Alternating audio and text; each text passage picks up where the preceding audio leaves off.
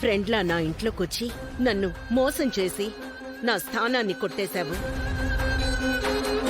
నా భర్తని, నా పిల్లల్ని, ఇంటిని నీ సొంతం చేసుకున్నావు.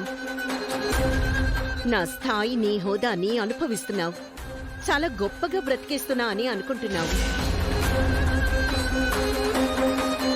కానీ నన్ను చంపాలని చూసిన రోజే నా దృష్టిలో నువ్వు చనిపోయావు.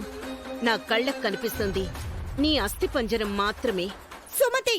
సుమతి! అవును, నువ్వు బ్రతికున్న శవానివి, కుళ్ళిపోయి కంపు కొడుతున్న కళేబరానివి. ఇంత జరిగినా నీ పొగరు తగ్గలేదా? నాలాంటి వాళ్ళు చచ్చే వరకు ఒకేలా ఉంటారు. నీలా రంగులు మార్చరు. విద్యాదేవిగానే నువ్వు చచ్చిపోతావు. నువ్వు సుమతివని ఎప్పటికీ తెలియనివ్వను. సిఐ గారు, దీన్ని లోపల పడేయండి. సెల్లోంచి జైల్లోకి అట్నుంచటే పైకి పోవాలి. అతి త్వరలో దీని చావుని నేను చూడాలి. నువ్వు నన్ను చంపినా నా పిల్లల కోసం ఆత్మనే వస్తాను. నా కుటుంబాన్ని కాపాడుకుంటాను. మనిషిగా ఏం చెయ్యలేకపోయావు, ఇక దయ్యమై ఏం చేస్తావు? నీలాంటి పిశాచాల పని పడతాను. అయినా నీ అంత చూడందే నేను చావను. నీ చావు నా చేతుల్లోనే మహాలక్ష్మి.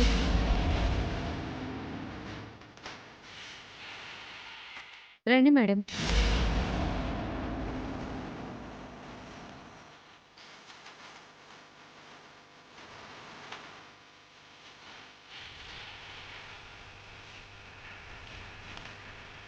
దాన్ని కోర్టుకి ఎప్పుడు తీసుకెళ్తారు సిఐ గారు? రేపు తీసుకెళ్తాం మేడం. వెళ్లే ముందు నాకు ఒకసారి ఫోన్ చేయండి. అలాగే మేడం. సిగ్గులేని మనుషులు మహా. చీపో అన్నా ఇంటి చుట్టే కాకుల్లా తిరుగుతుంటారు. కాకులింటికి రావడం అంటే బంధువులు వస్తున్నారు అని అర్థం. వచ్చిన బంధువుల్ని కాకులు అంటున్నారంటే బంధాలకి మీరు ఏ పాటి విలువిస్తున్నారో అర్థమవుతుంది. అసలు మిమ్మల్ని ఎవరు రమ్మన్నారు? నేనే రమ్మన్నాను.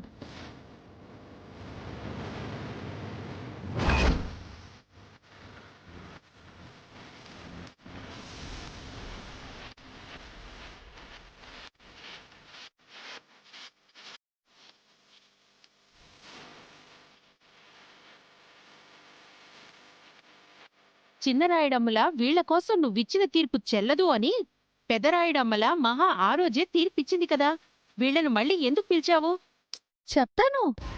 జనార్దన్ మావయ్య, చిన్న మావయ్య, రామ్మమ్మ, చలపతి బాబాయ్, అందరూ రండి రండి.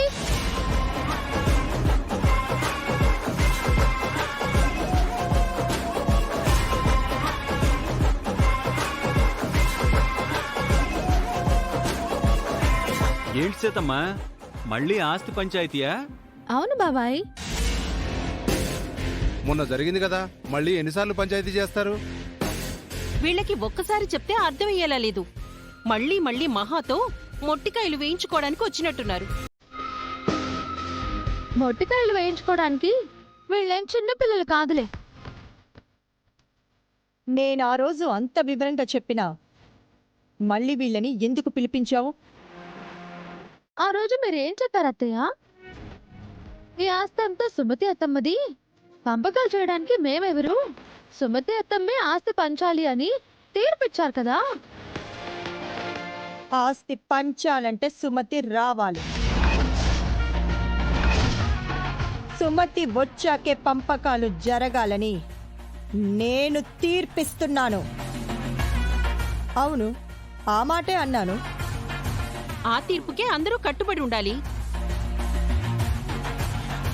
ఆ తీర్పు మార్చడానికి వీల్లేదు.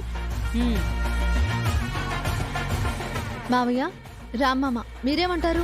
అసలే అమ్మ చనిపోయిందన్న బాధలో ఉంటే ఈ ఆస్తి పంచాయతీ ఏంటి సీత? ఆస్తి పంచడానికి సుమతి ప్రాణాలతో లేదు, ఇంకెలా ఆస్తి పంచుతాం? ఆ రోజు మహాలక్ష్మి అత్తయ్య ఇచ్చిన తీర్పు ప్రకారం సుమతి అత్తమ్మ వచ్చాకే ఆస్తి పంపకాలు జరగాలి. కానీ సుమతి అత్తమ్మ ప్రాణాలతో లేదు అని మహాలక్ష్మి అత్తయ్య ఆధారాలతో సహా నిరూపించింది. మీరేమో సుమతి అత్తమ్మే వచ్చి ఆస్తి పంచాలని మెలిక పెడితే సుమతి అత్తమ్మ లేదు కాబట్టి మీరే ఆస్తి పంచాలి అని నేను మెలిక పెట్టాను. దెబ్బకి దెబ్బ సరిపోయింది కదా. అట్లుంటది ఈ సీతతోని.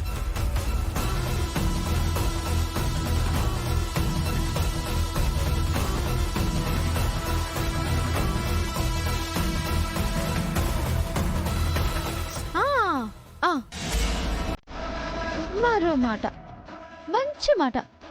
పరుల సొమ్ము పాము లాంటిది. మనది కాని సొమ్ము కోసం ఆశపడకూడదు.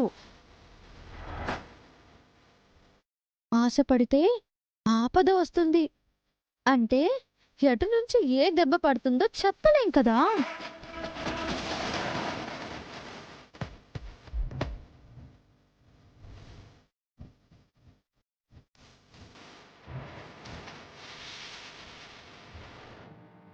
అమ్మో అమ్మో, ఆ సీత చూస్తుంటే సుమతక్క చనిపోలేదు, విద్యాదేవియే సుమతి అని ప్రూవ్ చేసేలా ఉంది మహా.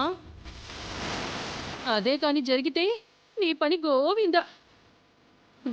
నువ్వు నోరు మూస్తావా? నేను అసలు టెన్షన్లో ఉన్నాను. నువ్వు టెన్షన్లో ఉన్నావు. సీత నీ టెన్షన్ని ఎక్స్టెన్షన్ చేస్తుందని నా టెన్షన్ మహా. ఎటు నుంచి దెబ్బ తగులుతుందో చెప్పలేమని ఆ సీత చెప్పే వెళ్ళింది.